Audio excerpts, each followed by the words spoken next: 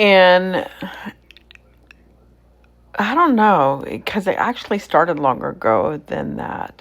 So, about 5 years ago, I was caught up in gambling addiction, and I heard about a program called Celebrate Recovery, and I gave it a chance. And I had a situation going on where I ended up moving in with my brother, and I was going to Celebrate Recovery, trying to commit to recovery. And I went to a step class, and after a while, I started going back to gambling again, and I ended up moving back. I moved to Texas, and while I was in Texas, I was gambling, and things were out of control. Some other things happened that caused me to move back to Oklahoma, and this time I came back to Oklahoma, and I got back into Celebrate Recovery. Well, I found an online group called How to Stop Gambling Addiction. And there were some things that happened that really upset me. And I decided I was going to leave. So I wrote the admin and I told him, hey, somebody's posting about how much money they made, and people are posting about what's their favorite games. And it really bothered me. Well, the group administrator, his name's Ned, and he cared. And he wrote back to me and he said, show me where it's at. Show me who's doing it. I'll remove it immediately. I'm not going to allow it to happen. Well, I had blocked myself from the group. He unblocked me and he added me back. And I kept trying to make excuses why I was gambling. And he would ask me, Ned would say, what are you going to do? How are you going to stop? And I would say, okay, well, I'm going to let my friend be in control of my money, or I'm going to let my sister-in-law be in control of my money, or I'll let my boyfriend at the time be in control of the money. But I never did it. I just kept saying I was going to do it.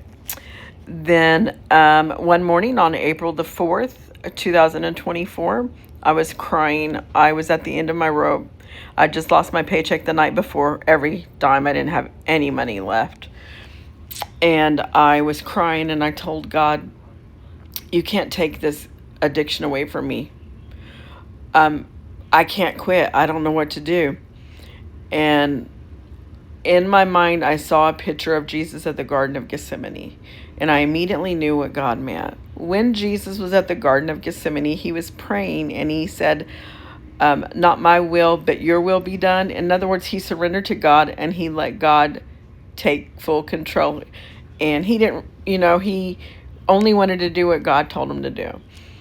And that meant that he had to die on the cross. Well, when I gave my addiction to God, he immediately healed me. It felt like he ran into my tomb that day and he grabbed my hand and we ran out of that tomb rejoicing together. God was just as happy over me as I was over the addiction, because there was some sort of freedom in giving it over to God. And it's over 2 years later and I'm still not gambling. I haven't done anything to gamble. I haven't bought any scratch offs, haven't gone to bingo. You can't self-ban from bingo. But those casinos, I drove around and I put my name on the block. My best friend at the time drove me around, put my name on the block list where I can't go to the casinos.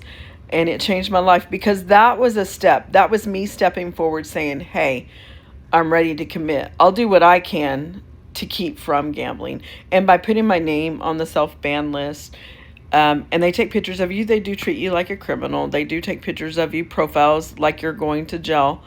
But it was the best thing I did, because that was my foot forward, saying, hey, whatever it takes, I'm willing to quit.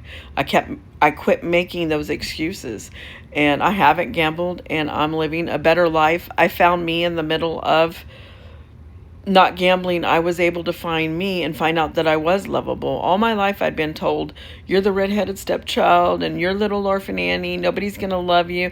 And my mother would beat me and say things like that to me. But one day I was in the backyard crying, and this is way before. We're talking, Mom died 14 years ago, so this was probably 16 years ago.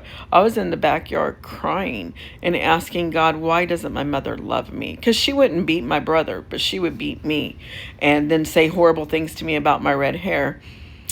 And one day she came to the door, and the kids told me, "Hey, Grandma's at the door." And I go, "Well, just tell her to come in." They're like, "She doesn't want to come in." So I went to the front door and I opened the door, and the first thing my mother said to me was, "My beautiful daughter, I love you." And she asked me to forgive her. And she knew that my dad had been sexually abusing me. She admitted, she said she had been warned that people had told her my dad was bothering me, but because he was a preacher, she didn't want to believe that a preacher would be doing that to his own daughter. He was. It started when I was a baby. I don't know what you call it. I guess oral sex and stuff like that started as a baby. And then when I was 3, he started the rest of the sexual abuse. It was something he was proud of. I remember at 11 years old, my school counselor told me to ask my dad when he started bothering me, and he immediately acted like it was a normal thing. I didn't know sexual abuse wasn't normal. I still have a hard time sometimes looking at little girls and their dads thinking they have a good relationship, but I've seen those good relationships now, and I know it is the way it's supposed to be. It's not natural for a dad to rape his daughter. So I had to go through all that healing, and what happened when I was gambling is I used it as a numbing mechanism. When I was gambling, I wasn't thinking about my mother betraying me and telling me that I was the redheaded stepchild. I wasn't thinking about my dad raping me. I wasn't thinking about that at that time I didn't have love or anything in my life. I wasn't thinking about those things. All I wanted to do was maybe I might win. And while you're gambling, you're not thinking about your horrible life. You're not thinking about not having bill money that you're gambling, hoping you can make up the rest of your bill money. I've got 3/4 of my bill money, but I need the other fourth. And you end up losing it all. Like, you would even get lucky and win some money, but you just kept trying for more. It wasn't good enough. You wanted more.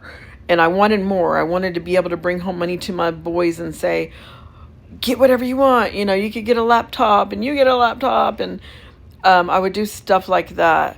But it got to where I was leaving with nothing. And then I would barely have gas to get home. It was way out of hand. And I left my boys at home alone. I didn't fix supper for them. They were left to fend for themselves. It was horrible. So when I was set free from gambling, April 4th, 2024, it changed my life. It was like God just started showing me I was a lovable person.